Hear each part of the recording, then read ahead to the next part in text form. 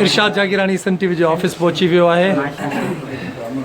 साईं असांजे सिंध जो हीरो आहे, हीरो बाक़ायदे बबर शेख हीरो आहे माशाल्लाह। अल्लाह ने इज्जत दुनिया बाक़ायदा सभिनी दोस्तनि को जो काज़ो जेके जेके इख्तिजाज के तन उनके जो काज़ो सभिनी जो आऊं थोराए तो आहियां पूरी सिंध जो। सिंध तमामु घणो प्यार करे थी मूंसां ऐं कॾहिं कॾहिं सिंध जो प्यार ई आहे जंहिंजे करे असीं सभु कुझु आहियूं।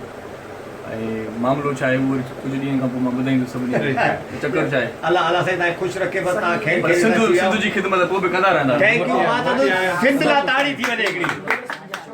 जेके यूनिवर्सिटी जा छोकिरा मूंसां प्यार कनि था या जेकी बि असांजा साहबी ॿाहिरि आहिनि जिन जिन मुंहिंजो शाइराणो कलाम ॿुधो आहे जेकी मूंसां तमामु बेन था प्यार कनि था अदियुनि जो भेनरुनि जो भाइरनि जो सिंध टीवी न्यूज़ जे पूरे सथ जो पंहिंजे इदारे जो ऐं सिंध असेंबली में एहतजाज बि थियो आहे सभिनी जो थोराए थो आहियां पंहिंजी सिंध टीवी जे मालिकनि जो बि थोराए थो आहियां सभिनी जा लख थोरा सभिनी प्रेस क्लब जे दोस्तनि जो बि थोराए थो आहियां सभिनी जो वॾा वॾा सभिनी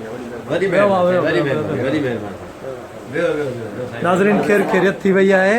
ज़फ़र जिसकणी ॾाढो परेशान हुयो। हाँ मां इन लाइ परेशान हो त इरशाद भाई सां अचानक इहो हादसो थी वियो ऐं कंहिंसां बि हादसो थी थो सघे पर चवण मक़सदु त तव्हां सिंध जी मोहबत जंहिं बि एहतजाज कयो प्यार ॾिनो तव्हांजा लख थोरा। वॾी महिरबानी भाउ वॾी महिरबानी।